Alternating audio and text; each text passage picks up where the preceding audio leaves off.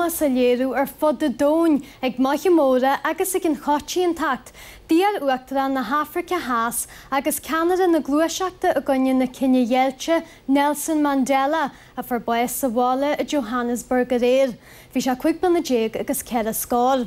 Dúirt an tuachtar an Michael D. Higgins gur chóir dún cibhniú ar na blianta fada a chaid Nelson Mandela an ngéimhin ar son chearta déine agus ar an bhisne móra léire se a gaithú a híl. Corir an na bhála dúcha se seatain ón dóna. Bhí muintear na Hafrica Haas a clíonúineo ach a cilóirú chomá. Tá Corp Madiba le lí faoi chradam stáit in Pretoria ón Gaeilge agus tá 7 náisiúnta marg ní fógartha. Béis sucrid stáit aige ar an 2 deag de bhí na nolag agus in íir sin Corfar Madiba i maiile a híntear cúnú.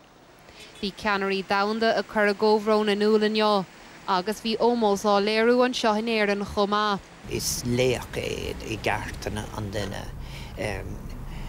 mar hampla cheappa lándas na daoine go ranna dúlána bhí an go na constacha bhí an nach féidir iad a tharú ach lean sé leis. Mar fear agus mar ceannara seo a bhí gceist ag ná tuiscint meón na nína Hartford an domhan ar fad agus os rud é gur rugahé an bliain a rá dearra chur leis an cogad damhanda, an céad cogad damhanda. An tuiscint a bhí aige agus an úsáid cuacht a bhí aige thug sé tróir agus cóla go na 1 milliún daoine Hartford an domhan. Tháinig Nelson Mandela go héir na 1990 I measc rudaí eile chaise le haibrithe de chuid dons a chuigar stailc mar agóid a gcuine an chomhlachta ag iompórtáil airí ón Africa Haas. Is léir go raibh tionchar fí le ag an dathómpla sin ó neighborí don stores ar Nelson Mandela agus ar bhainte san Africa Haas. I mé feriste in neamhí daoine is sinú leabhar cóhráin ar nóí bhí an spéisiigh Nelson Mandela sa bro sé siochána an seo. Is lá mór a síl an dón an lá seach ag an tám carna caiimiid celarú a dhéanamh sin síl mai síl crógach.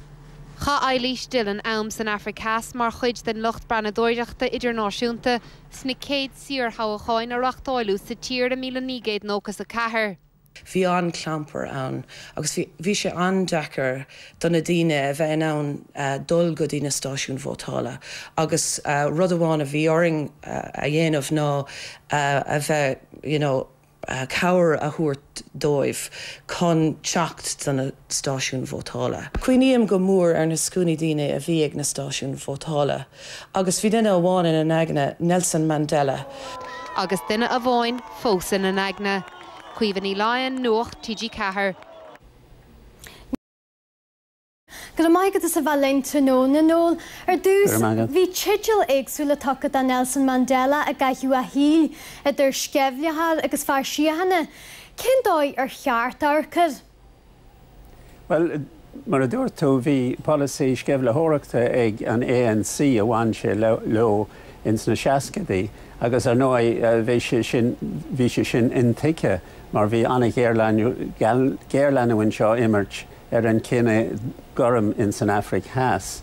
Ach chuú I brisún ins na seascadaí agus bhí sé brisún ar fefis a 7 bliain agus is líte áirithe bhí an tá leis mar dan sé glán agus séir ó rudaí ó bhásacha a hála ins na blianta sin agus nuair a tháinig sé máfií sé mar simbal na siochána don siar ar fad agus chuir sé policy nua a raige chun gaithne thuirt le chéile agus tír ilgnéach ilcineach a dhéanú sais dúirt sé Rainbow Nation náisiún túr ceatha mar a déarthá. Simbal na siahanna mar idir túin sin, cén teannachad a bhí aige ar an Africa generalta? A bhí tionchar an bhór aige níomhán ar an Africa ar an domhan ar fad. Ar nói rud eile níor an sé ach tíorma amháin mar uachtarrán san Africa Haas. Agus ar nói an deacrat atá chuid just na tíre eile san Africa ná go bhhanan duine nuair atá cócht gofa ag duine fanan sé mar uachtarrán ar nó príomhhearan na tíre ar fearna blianta gan gan Irias Kirby, ach Diary Nelson Mandela as an Uachtarantacht, Therese Chairma Wan, ach vi sé mar conscious an Africa fad, agus dúirt sé nuair a leir sé an dá le lú sé lína as an Phila Yates, Jern gur féidir go nnéan Ebert ró ada clocht an chrí, agus I gás Mandela níor lig sé don Ebert fada a bhí fullin sé aige cloch a dhéanamh gen chrí. Bhí chrí mór aige, fear mór aganta, fear tuiscinnach agus chrí mór aige, agus bhí sinna isiamplar mar sin agus an simbol don Afric fad, agus don dain nóid, mar conscious don dain. Agus Jerú an ól, go dtí mar a bheits cuasaí san Africa san is gan é? Well, níl ólas go bachta go mar an Afric has, ach de mar a hiigimse tá deacrachtaí mór a fós ag an Afric has. Tá ísisiil achma an daoine bochta nach bhfuil ag éire go róhaithló, agus tá sais camaléireacht ar siúlbéidir in san saol polítíochta, agus tá úsal achma fiú gen chinne goram agus in chinne gal. Tá mar sin níl cónan as fós in san Afric has.